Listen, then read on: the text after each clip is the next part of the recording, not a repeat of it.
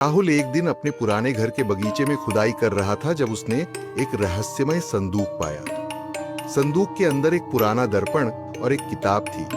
किताब में एक प्राचीन जादू के बारे में लिखा था, जिसमें हम शाकल या क्लोन बनाने की विधि बताई गई थी। राहुल ने इसे मजाक समझकर छोड़ दिया, लेकिन उसे ध्यान आया कि उसके एक ही तरह के कई लोग आसपास दिख रहे हैं। रात को राहुल ने उस दर्पण को अपने कमरे में रखा और उसकी किताब को पढ़ने की कोशिश की। जैसे ही उसने किताब में बताए गए मंत्र का जाप किया, दर्पण की सतह पर अजीब सी हलचल होने लगी और दर्पण से एक और राहुल बाहर आया। ये क्लोन हूबहू राहुल जैसा ही था, लेकिन उसकी आंखों में एक अजीब सी चमक थी। राहुल ने सोचा कि यह एक मजेदार प्रयोग हो सकता है, लेकिन जल्दी ही उसने महसूस किया कि क्लोन पूरी तरह से अलग था और उसकी इच्छाओं और इरादों में कोई समानता नहीं थी।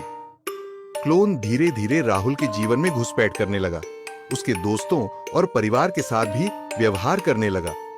राहुल को एहसास हुआ कि क्लोन उसके जीवन पर पूरी तरह से नियंत्रण पाने की कोशिश कर रहा था और उसकी पहचान को छीनने की योजना बना रहा था। रात को राहुल ने दर्पण और किताब को जलाने का फैसला किया। जैसे ही उसने किताब जलाई और दर्पण को तोड़ा, क्लोन चीखते हुए दर्पण में समा गया। सुबह उठते ही राहुल ने देखा कि दर्पण और किताब गायब हो चुके हैं, लेकिन उसकी आत्मा अब भी भयभीत है।